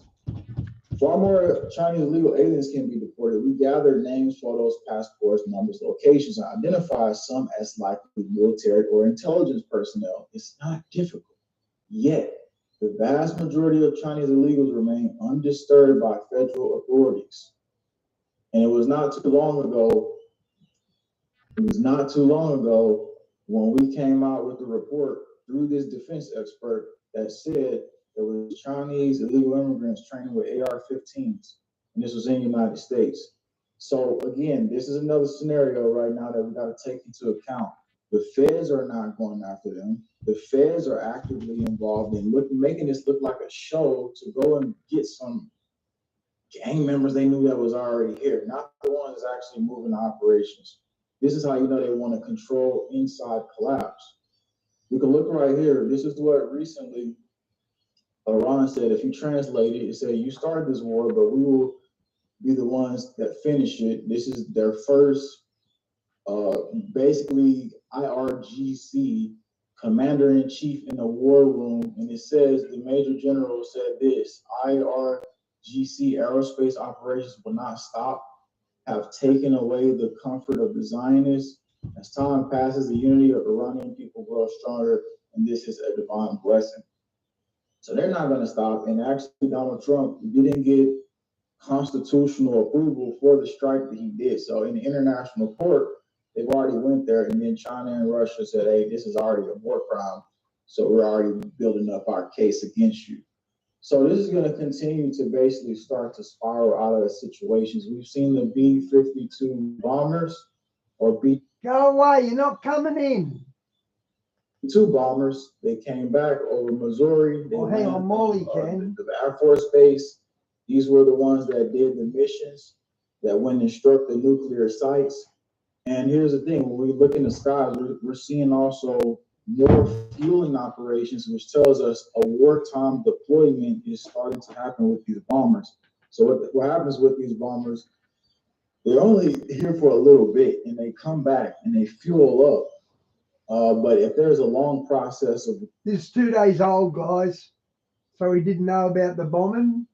Or you having to come all the way back to fuel up is not going to be the process. They're going to have airtime deployments where they have to refuel airily. And this is basically what they started to do. You see it landing in, and we're going to give you some huge updated information that's highly important. We've also seen a strange disturbance in the atmosphere. And as these bombers land, I'm thinking that maybe there's this chemical in the atmosphere, or either these military planes are disturbing some of the cycles of our organic life forms that's around here. So I'm going to take you into some of this here in just a second, but while you're here live, you just tuned in, you don't even know the information that I'm about to give you. The entire United States, UK, and Canada need this information, because if we're in a wartime move right now, I'm going to give you a defense plan. And you think this is a joke, and you're like, what is this guy talking about? You don't know that much. I don't know that much, okay? You're going to find out here in just a few. So again, before we get to it though, I want you to see something about the bombers. And this is something I need to read out to you before we get to the full process of you defending yourself, you letting your family know, hey, and then you can confirm what I'm about to tell you in a few. So stick around for that. I'm telling you, nobody else is giving this out. They'll have spent 32 hours each up in the air. By the time they land, being refueled multiple times mid-flight. This was a round trip, was no stops. So, breaking military intel, the sky is not normal. This shows a wartime deployment. You can see all of them moving towards like the Washington area. That's where the capital is. And that's where we just seen major entry points where you can't even enter by DC. Confirm that for me in the chat if you're by DC as well. So here's another thing. I know there's a bunch of doom and stuff and gloom out there, but I'm going to give you some more information that's not about doom and gloom. So one more thing we got to cover before we get to the major situation, how you protect the family, how you defend. Once I do this, please share this out massively, because this is not even about me. It's about all of us once they start doing whatever they're doing. So check this out right here, though. It's a huge disturbance in the atmosphere. They announced that we had this new toxin in the atmosphere. I told y'all about it. They did a biological drop on us. It's been confirmed. Check this out, how the birds are acting, though. Wow. Look at that. Like locusts. Wow. All right, so that was in Delaware. Have you seen any crazy activity from the animals acting like this? Because that tells me either these disturbances in the atmosphere is getting even worse, or something major is about to happen, earthquake shift. We're not sure right now, but we're going to get into the deep information, and I got to tell you something before we do. So what I've been telling you about is... He's very informative, and look how he gets down to the stuff we're interested in that they don't show much of, like that giant flock of birds then, and then he addresses maybe it's the atmosphere. He's a pretty smart dude, this kid. They always say America doesn't have any place to go. America's and the war is going to be done with. Now we found information here, and I want you to first understand that it's from this Air Force veteran. I'm Sean Gold, the founder of True Prepper, also an engineer, Air Force veteran, emergency manager, husband, dad, avid prepper. I develop emergency disaster plans around the globe and responded to many attacks and accidents as a hazmat technician. Sharing practical preparedness is my passion. So what he's essentially done here, we have a map. He's put out a map for the first time ever where fallout shelters is in the United States. You understand what I'm saying? I'm about to send you, I'm about to give you all the pros and cons, and I haven't even, you're going to confirm, okay, listen, if you're here right now, you can confirm this in your own location. I'm going to tell you how to do that. Just stick around and listen to me. I got to tell you some of the pros and cons. So Pros of you going to these shelters. So no investment is needed. Many people are unfamiliar with them. Typically high levels of radiation shielding. That's the pros. So if radiation happens, you need to know these shelters that I'm giving you more information. Nearby to much of the U.S. population. Cons may be completely gone before you plan. Can get overcrowded. No management or authority oversight. So no supplies. So you have to have your own supplies if you choose to do this. Ventilation may not work. That's going to be a problem. No egress plans. So let's give you more information, and I'm going to tell you how to confirm this. So here's the thing. So the post office fallout shelters. This is something that a lot of people don't know about, and we're going to get to it. Right now, I'm going to show the UK version of this as well. We're going to go to US. As far as I'm aware, Australia has 0 bunkers. UK all list. The U.S. Postal I don't mean the underground cities, I mean normal bunkers. Service played a large part during the Cold War era. Civil defense and many post offices built this period were designed for fallout shelters and were stocked accordingly. They were so common that many of them were not designed or designated on county and community maps, yet they still had the well-known civil defense badges and fallout shelter placards. So I'm gonna show you right now in certain regions, if they were to bomb the United States, God forbid, if they were to bomb it, which I think is gonna be a cyber attack. Either way, if radiation fallout happened, and I want to bring you into the radiation map really quick. Actually, the radiation on the border of Texas dropped down to 81. It dropped to 80. My bad. It was 81 yesterday, and now it's dropped by like 1%. If it gets over 100 CPM, that's abnormal. That's very abnormal. Now, taking you into this right now, I know you want to know, okay, well, how do we confirm this? So check this out. I'm going to show you step by step, and then I'm going to give you actually the full details of how to confirm it. This is the fallout shelters right now in New Hampshire. And I'm going to show multiple areas for y'all so y'all can understand this. So here's another thing. So there you go. You can see all the areas by Vermont, Massachusetts. Let's go to another location. We also got some by Montana, Idaho. Let's go to another location for you. Look at Louisiana right here. Look at Tennessee. Look at Missouri. There are more fallout shelters all along here. Why is the government not telling us about this stuff? Look at California. You got a lot of freaking fallout shelters here. Why is this important? Because we're seeing that and I'm giving you the details, and I know a lot of y'all are going to say, well, how do we actually see this thing? I need to tell you one more thing before I give you that. The good thing about this is once you click into this, I'm going to give you this in a second, it takes you to a map on your phone, on your GPS, and you can actually click this. You can take a trip, drive there, and you can go and confirm this location. This is what's super important here. So I'm telling you, right now in the chat, like y'all, hold up really quick. Hold up really quick, y'all. So, all right, right now in the chat, what's going to happen before this stream even ends is you're going to see the hey, Shawnee, good to see you. How you can see these fallout shelters, how you can get to these, and how you can navigate to them. You need to make that be a trip, confirm them, get back with me, and then we can have videos and clips and everything. But first, before you do that, do something. Mass share this, please. Don't let them stop this, because after the stream is over, they're not going to push it out. They're not going to allow it to move forward. They're going to let the stream die, and this can also mean people die. And I'm not being dramatic. I'm just saying if a war is going to happen, the ex-president of Russia came out and said we might see a new Chernobyl because of the strikes on the nuclear sites in Iran. And it took 7 to 10 days for Fukushima to get onto the U.S. West Coast. That was from scientific evidence. You can go do the research yourself. You'll find out that those things flew by jet stream via the air and it landed on us. So highly important here. Look at the chat right now. Click this link. Go there. Go to the fallout shelter map and then figure out in your location. Please make this video very important. Get it out there. This is important. This is a defense emergency plan for everybody. This hydrogen water breakthrough is taking the world by storm. I never post stuff like this, but I had to share. I drink water every day.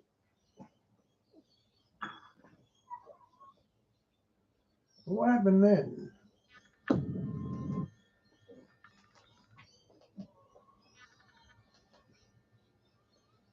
Oh, it finished. I didn't realize it finished so quick. Where's prophecy will stand?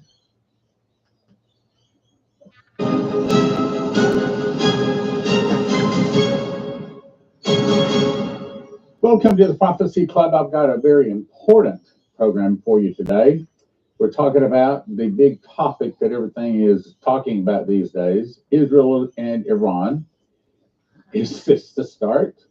Is this something minor? Let's just... Okay, it's 16 hours old, so he knows about the American strikes. He should do anyway. Passover.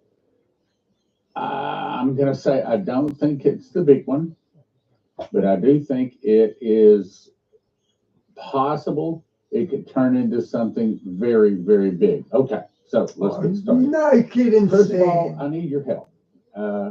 This is straight out of our bank account. These are our balances as of this very instant. So as you can see, we're in a jam. And if God is blessed and you can help us, we would really appreciate it right now. Also, I got an email a couple of days ago from empshield.com. They were running a one-day special. And I said, well, I can't get that out of my people that fast. I mean, you know, I make a program one day, it airs the next day. So they said, you know what? Prophecy Club been a big supporter of ours. We're going to help them. So here's what they did. They gave us a special 1 week, an entire week, not just a few hours, but entire week. And here's what they're doing. Upon checkout, you will not only get the normal $50 off of each item, but now you're going to enter the promo code. First promo code is prophecy. Second promo code is spirit. And from June 23rd to June 30th, you get an extra 10% off of everything in your cart. They've never done that before. It's a really big deal. As a matter of fact, I think we might be the only ministry out there that did it for. So let me say it again. Promo code prophecy gets you the normal $50 off of each item. But from June 23 to June 30th, you get an extra 10% off by putting the promo code SPIRIT. Promo code SPIRIT. So there's promo code prophecy, promo code SPIRIT. empshield.com. Got it? In June 30th, doesn't start till June 23rd. So by the time you're watching this, it will probably be going. It starts Monday. All right. So the first report here is the president has an E-4B doomsday plane which has landed near Washington, D.C. What's going on? Well, it is a high-altitude, nuclear-hardened airborne command center for the president. It is EMP shielded, hardened communication.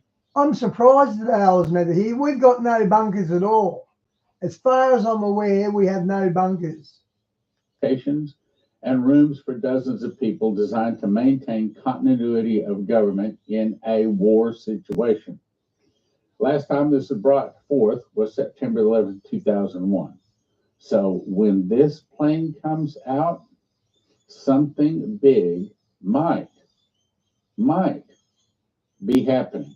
Now, remember, I'm going to cover this quick. This is back 1984. Remember, the angel spoke to Demetrius, said, and this is talking about Israel, I bless this country, meaning America here, because of the Jews that are here. I have 7 million Jews here. They have tasted war persecution. God has blessed them more than anyone else, but instead of thanking God, they started sinning and doing wickedly. Their sins have reached the Holy One. God decides to punish them with fire, meaning the Jews here in America. Israel doesn't recognize the Messiah. Now we're talking about Israel. Because they place their trust on the power of the Jews in America, but when God will hit America, all the nations will be terrified. All the nations with Russians as the leader go down to attack Israel. That's Armageddon. It's not the God makes them. Israel doesn't have the hope of the Jews in America, so the cross of Jesus, he returns in the clouds. Now, I want you to make. This was Leslie Johnson. This man with high connections said, all right, Leslie, tell me your dream. I told him that Israel will give the Palestinians a state. Now, the way I see that is, I don't think that this is going to be the big war with Israel and America going against most of the Arab world. I do not think. I can't guarantee, but I don't think it's going to happen for prophecy until there's a Palestinian state. and oil is discovered. And the oil gets the Jews willing to fight for the land and gives them money to build up their war machine. Now, that's the next point. Hang on, there's more. We're going to go to this one. Dimitri Duduman, 1996. After 8 days of traveling through Israel, I asked myself, why did I come here? This is land filled with wicked people. Why did I come here? After I thought this, I prayed and fell asleep. I had a dream. I saw myself and my grandsons. Guys, he doesn't know about the American strikes on the nukes in Iran, so he's behind date. So I'm going to switch this one off. He doesn't know about the bombs yet. Okay.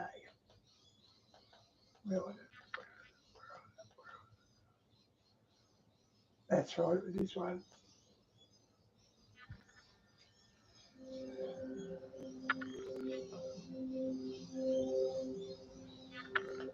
Yes. Endless.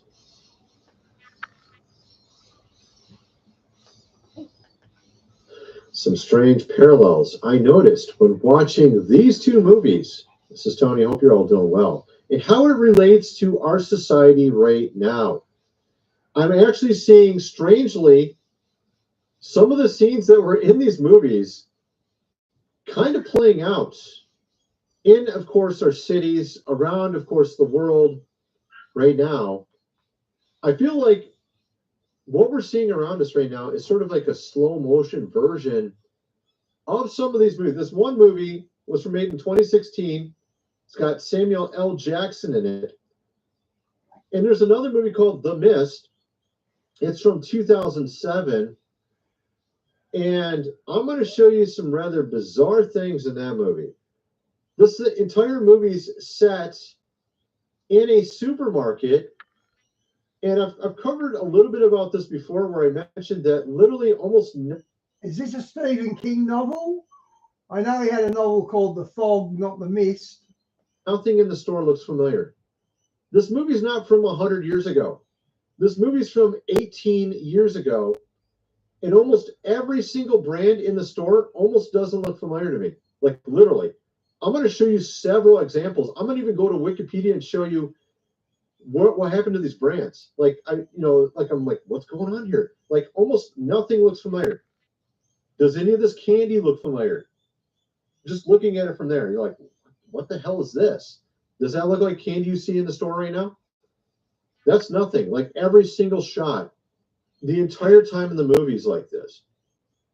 And there's something bizarre about the day, not the day, but the year that this movie is made, that's going to blow your mind. I'm going to show you two things that happened shortly after this movie that might explain why it's so different. And it actually ties into the storyline of the movie.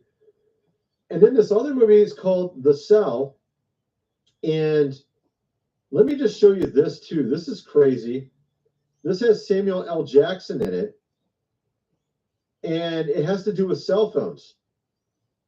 And how, of course, the cell phones take, of course, control of these people's minds, which kind of feels like that's what's happening right now, just in the slow motion version. Check this out. Yeah. So,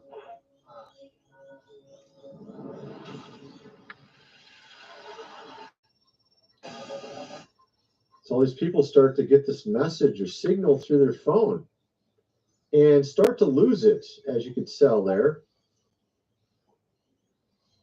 Let me show you this. I got more clips. All right, here we go. Check this out.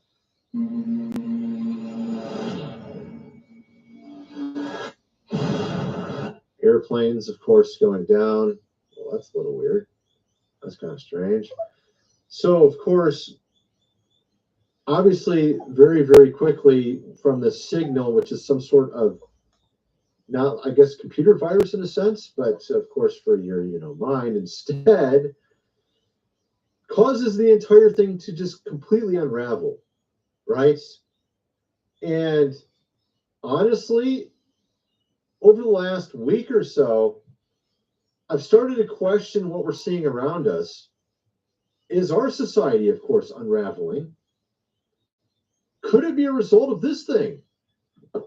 I'm going to show you some pretty crazy stuff in this video. You remember that whole Mandela, of course, effect? You ain't gonna believe some of the stuff I found with regards to that. That might explain a little bit of it, but I think there's much more. I actually found something bigger that will kind of explain it as well. We have this clip here. I don't know if I believe the Mandela effect. I understand the concept, but I'm not sure if I believe it, because that would make God not in control if the Mandela effect can change timelines like that. From a movie called 28 Weeks Later. Obviously, now there's this new movie called 28 Years Later that's come out that people are talking about. It obviously looks very crazy. Now, I wanted to show you this clip from 28 Weeks Later. Check this out. Obviously running away from him.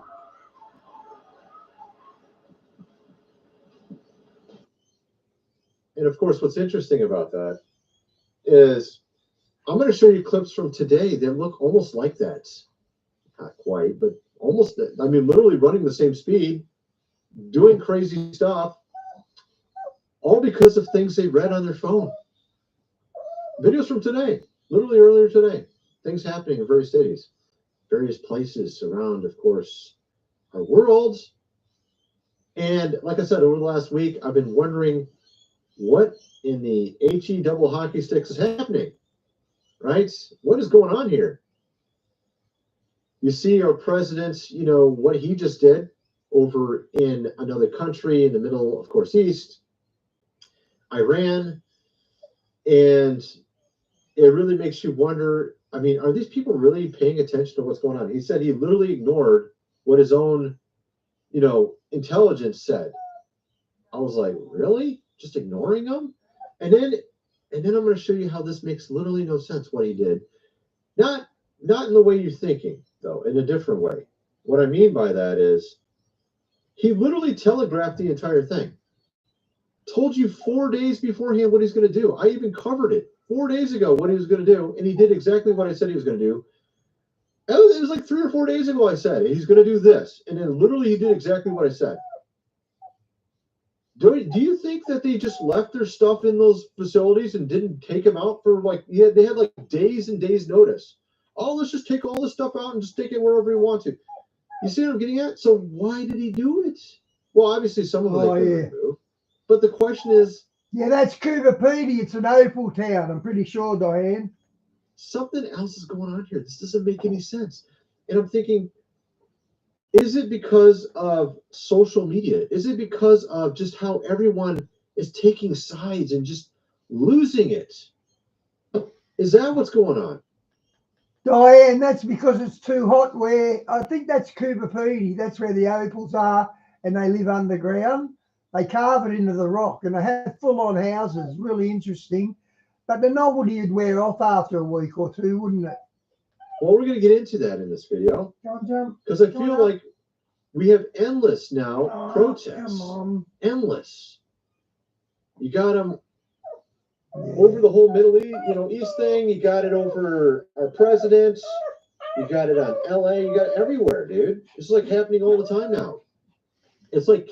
Diane, I don't even like watching them emergency television shows you see, where cameras are in the emergency room for the show. I can't stand watching them. Continuous. Because of the people that suffer in it. In Europe, you see it. You got the outages, power failures, and stuff like that there. And I've been covering these stories daily for about 5 to 10 years now here on YouTube. And it's only gotten more and more and more crazy every day. But there's no doubt in my mind they've got time travel now. I'm not sure how big an operation it is, but I believe they've got it now. Donald Trump and Barron Trump's miraculous adventures, like that's time travel. And Trump's uncle got Tesla's notes and notages and that, so he probably found time travel in there and created it. But I think Tesla was behind that. What we see in a day's news now is like what we used to see in a month's news about 5 years ago. Literally. So it makes me wonder if people are losing it. And that's what's causing all this. Because of something that happened back in 2008 that we're going to get into in this video that might have set us on this wonderful path that we're on currently. Right? And so, I mean, obviously you got apparently now the Strait of Hormuz being closed, which will cause 20% of global oil to stop, and then they'll have prices going way up. This obviously is some sort of financial or economic, way that they could counter what we did. But what's interesting about it is you have everyone fighting online over this now. Those that follow our president, some are against him now that used to be for him, and there's others for him. It's like kind of this big thing going on right now. And people are literally, I would say, losing it. I've seen some of the most interesting comments. Let's just put it that way. Lock them up. They don't support him anymore. Lock them up. There's stuff like this, right? And it reminds me of this scene I just showed you where this guy's literally running away. I'm going to show you a clip now. I'm going to show you a bunch of stuff. Let me show you this. Look at this. This just happened today. Okay?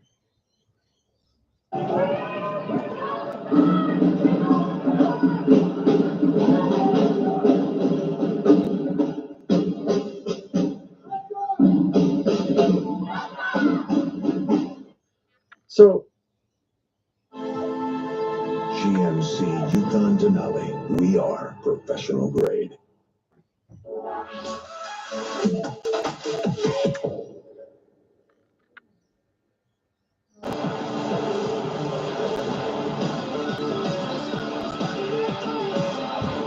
Your money now comes with points. Enjoy secure spending wherever you are. Sign up to Qantas Pay today.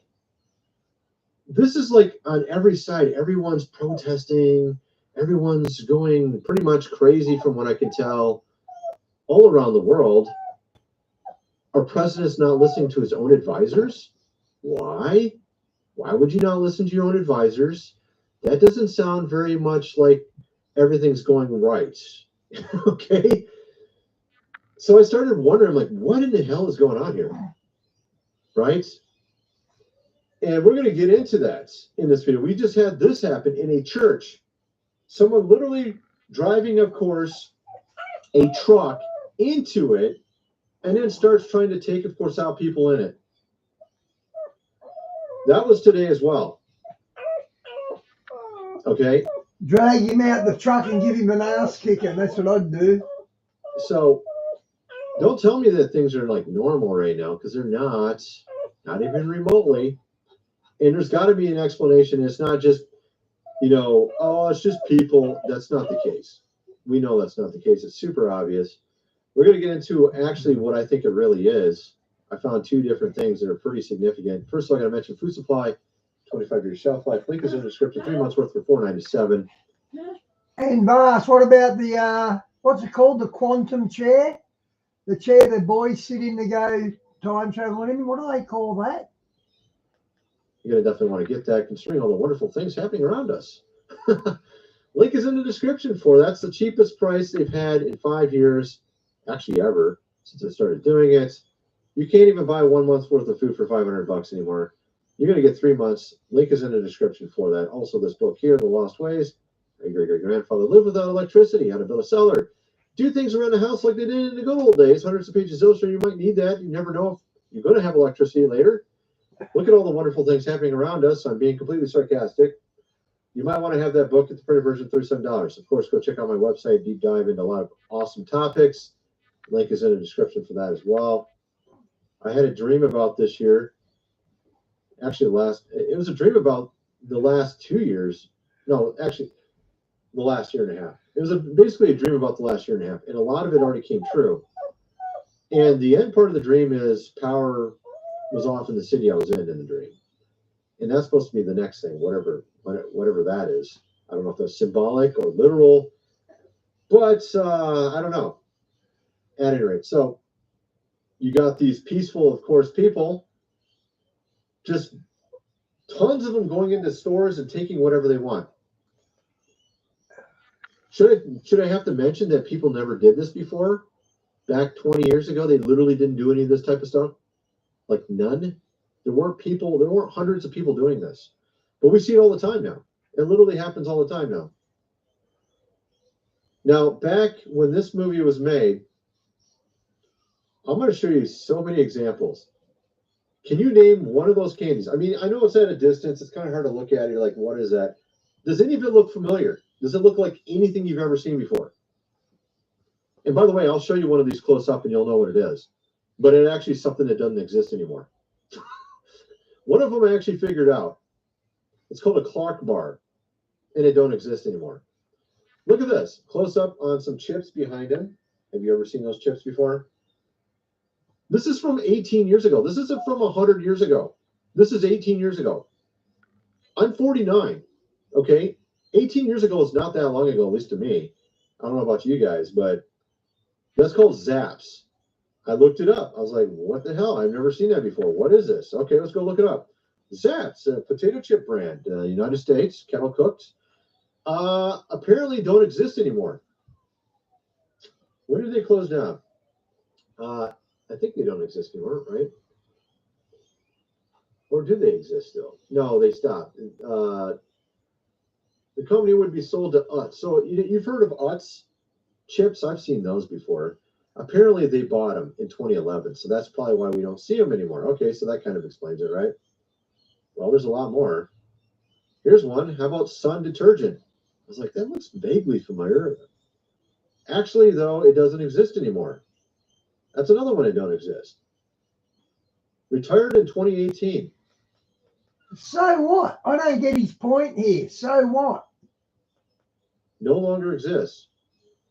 You can't, you can buy it on eBay if you want. I mean, there's some guys selling 7-year-old Sun detergent over there if you want to buy it. But then you got this one. I'm like, what is this on the shelf? Is that like milk in a glass bottle? Is that what that is? Yeah, Montauk chair. That's it, boss. Yep. This looks like, sour cream or something to me. I don't know. Good night, Shawnee. God bless. Like there's tons of them. Over here, what in the hell is this? Good night, Di. Like none of this stuff looks familiar at all. Like if you go to the store, I can't identify anything on the shelf there, not one item. It looks like whipped cream, but it's in the wrong place because it's supposed to be cold. No. Actually, it looks like minute noodles. Looks like milk, but why is it it's not even in the cold area. It's like just on a regular shelf. I don't see milk in glass bottles anymore, do you? This is from 17 years ago. This isn't from 1932. So I thought that was really bizarre as well. And then I was looking into the cell phone and its history. Remember when we used to have phones that looked like this? Was that BlackBerry or something? 2002. I actually used to sell these things on eBay back in the old days. I used to sell a bunch of stuff like sidekicks and things like that.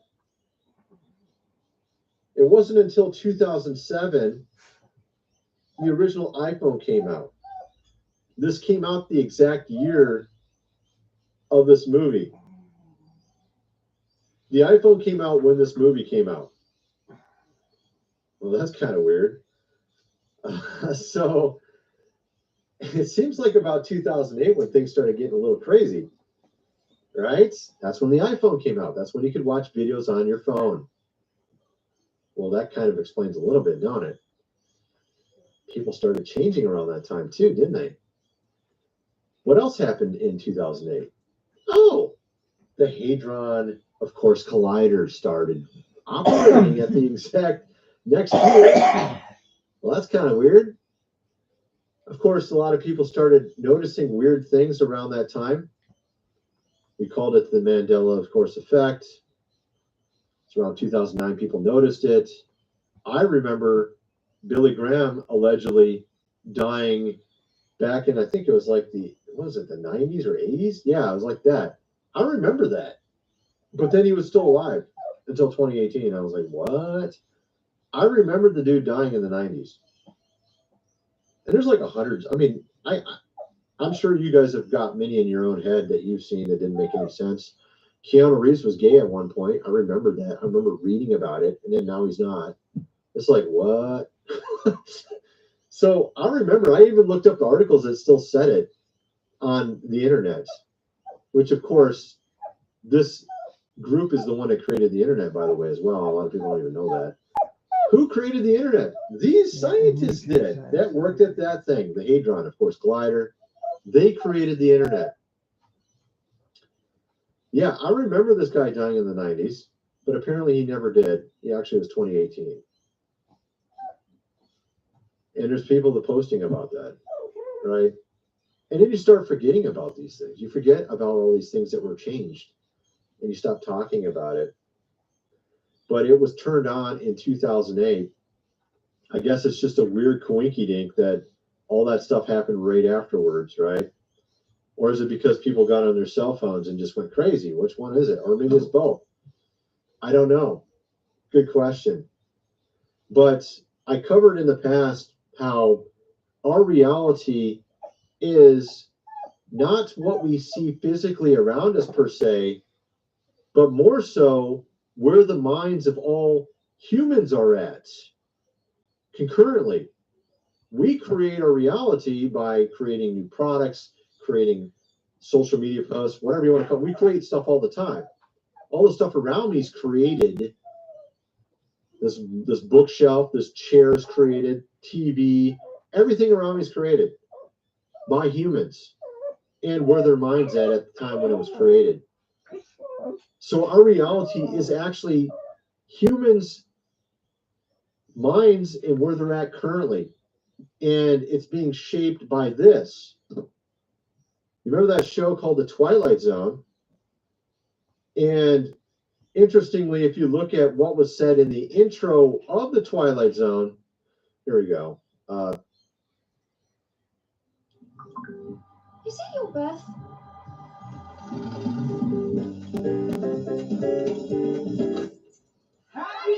Get multi-day battery life with Snapdragon-powered laptops at Officeworks.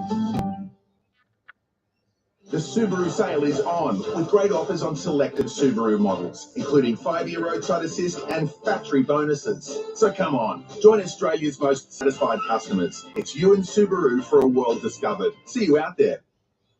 Lunchtime cravings kicking in? Relieve them with Nicorette, the #1 stop smoking brand in Australia. Fantastic Furniture's biggest end of financial year sale is on. Get 10% off Australian-made sofas. You know Mick Robb, the founder of Old Gold, he bargained his way across cotton-infested waters, not far from. There is a fifth dimension beyond that which is known to man.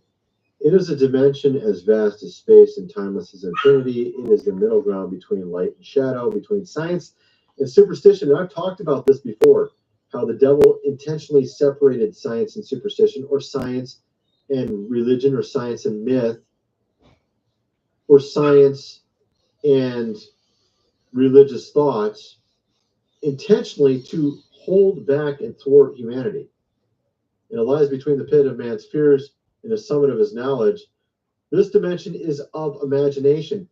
The dimension or reality you're in is the imagination or mind of humanity.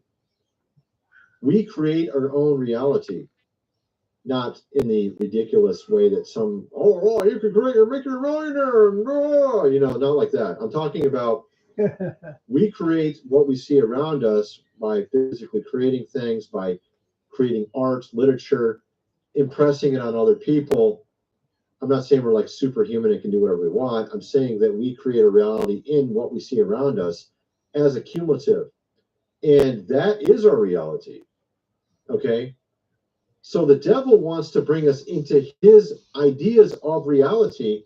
He's been using this, and I think he's also been using other things, perhaps the Hadron, of course, Collider, I don't know, seems like it, and other things to try to bring us into what he wants us to think or see or be like. You can see that our society doesn't have love. It doesn't have kindness. It doesn't, think the best about other people. That's probably the best example right there. Do you think our society thinks the best about other people? Really? Just go look at X. Just look at it for a few minutes and tell me if you think our society thinks the best about other people or assumes the best. Or, tries to. Of course not. It's literally the opposite now. There is no love. It seems like in our society, hardly anymore. Instead, it's all about, am I right? Who's wrong? You know, it's all about my way, what I think is the best, right? That is our society now. Yeah. All these people that get millions of views talking about the latest news, you know, ranting about whatever they think, aren't actually helping anybody out. Honestly, I don't think a lot of them are doing anything other than making things worse, potentially. Watching our society devolve even more so.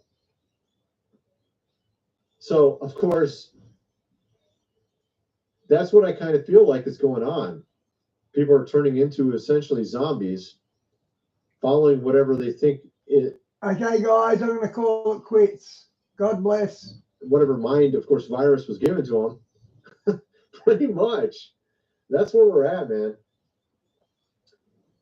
Of course, getting back to this